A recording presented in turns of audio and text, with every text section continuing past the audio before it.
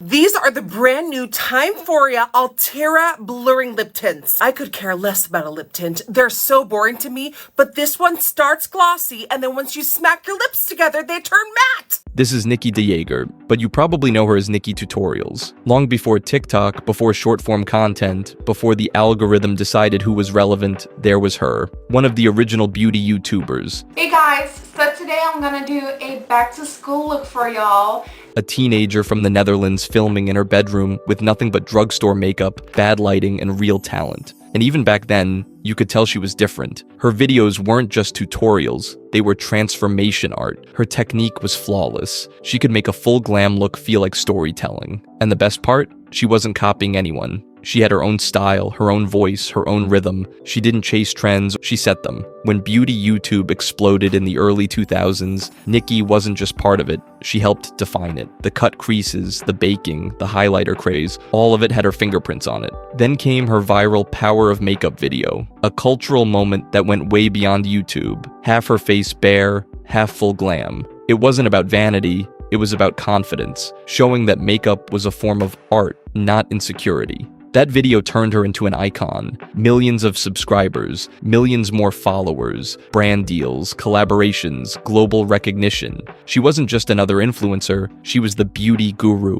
But somewhere along the way, something changed. The tutorials got shorter, the filters got heavier, and the woman who once inspired authenticity slowly became the very thing her fans had sworn she wasn't. This isn't a story about cancellation or controversy. It's a story about transformation, but not the kind Nikkie puts on her face. Because while she still has millions of followers, what she lost was far more valuable. In the beginning, Nikkie Tutorials represented everything people loved about early YouTube. No PR, no sponsors, no scripts, just creativity. She taught people how to contour, how to blend, how to fall in love with makeup. She didn't talk at you, she talked to you. That's what made her different from the hundreds of other beauty channels popping up at the time. She wasn't trying to sell you something, she was trying to share something, and people connected with that. But as the industry got bigger, so did the expectations. And when money enters the picture, authenticity usually walks out. The first big crack in her perfect image came with the Too Faced collaboration. Too Faced and I have worked on this limited edition, The Power of Makeup collection by me, Nikkie Tutorials.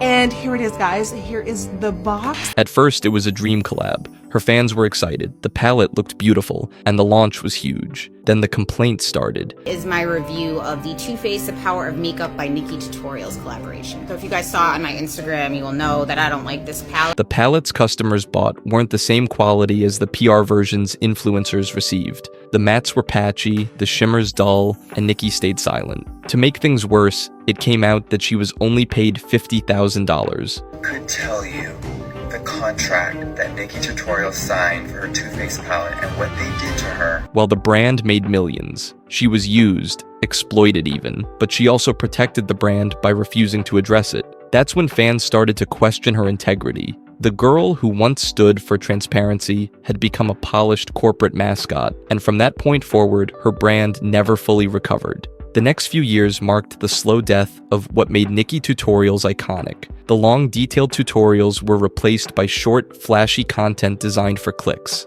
The artistry disappeared, replaced by endless sponsorships and product shoutouts. On skin. She's that brutally honest friend who doesn't care about trends, brands, sponsorships, anything. She just gives you the heart skincare truth. Fans noticed. She never says she dislikes anything anymore. Everything's amazing, everything's an ad. She's basically a walking billboard now. Nikkie stopped being a teacher and became a salesperson. She wasn't making videos with her fans anymore. She was making videos at them. And that shift from genuine creator to full-time influencer was the beginning of the end. Then came Hidden Cosmetics, a tiny UK brand that looked legit online, until Nikkie endorsed them. So the pigment is by Hidden Cosmetics. It is in the color Poison Grape, and it's in this like purple green duochrome. All right, time to pop it on the lids. Fans trusted her and bought in, only to get scammed. They deleted comments, blocked customers, and never shipped orders. I got scammed because of her video. The backlash was brutal, but Nikkie said nothing. Even if she didn't know, silence was a choice. And her audience saw that silence as betrayal. She wasn't the relatable girl from the Netherlands anymore. She was a brand, one that cared more about her reputation than her fans' wallets. Then came the filters. People noticed her videos were starting to look wrong. Her face looked too smooth, her skin too plastic. It wasn't makeup, it was manipulation. Her skin looks AI generated. You can't even see what the product does anymore. She already has perfect skin. Why hide it? Fans missed the realness. They wanted to see texture, pores, imperfection. Instead, they got something glossy, alien, and fake. The irony? This was the same woman who once told the world to embrace their bare face. And then there was the screaming. Somewhere between YouTube and TikTok, Nikkie traded calm charm for chaotic energy. These are the brand new Timeforia Altera blurring lip tint. But this one starts glossy, and then once you smack your lips together, they turn matte. Every video was louder, faster, and more exaggerated.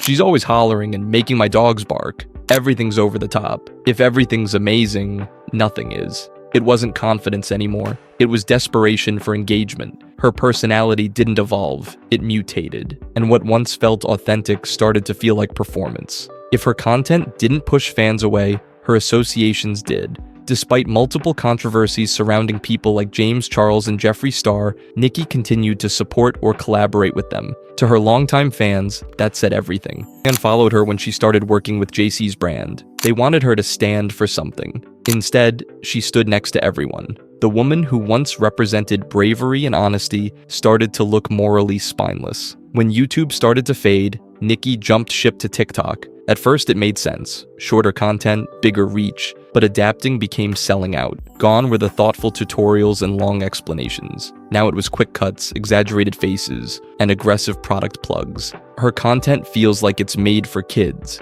It's all bright lights and noise now. Her original fans, the ones who grew up with her, couldn't relate anymore. And her new fans, too young to even buy the products she promotes, she didn't evolve. She regressed. And that's where things get darker. Nikkie's current content doesn't just feel fake. Some argue it's predatory. It's disgusting how adults make content that targets kids to sell products. The hyperactive edits, the exaggerated reactions, the endless affiliate links, they're all built for one thing: impulse buying. She's not inspiring creativity anymore. She's manufacturing consumers. That's the tragedy of Nikkie tutorials, and her art turned into advertising. To be fair, she's not alone. The entire beauty industry has become a recycling bin of filters, fillers, and fake enthusiasm. Everyone says the same thing. Everyone uses the same lighting. Everyone sells the same products. They all have discount codes. They all use filters. They all look the same now. Nikkie just became the poster child for that decay, the face of an era that forgot what authenticity looks like. Even her own brand, Nimya, reflects that loss of identity. When she launched it, fans expected innovation, something that carried her creative fingerprint.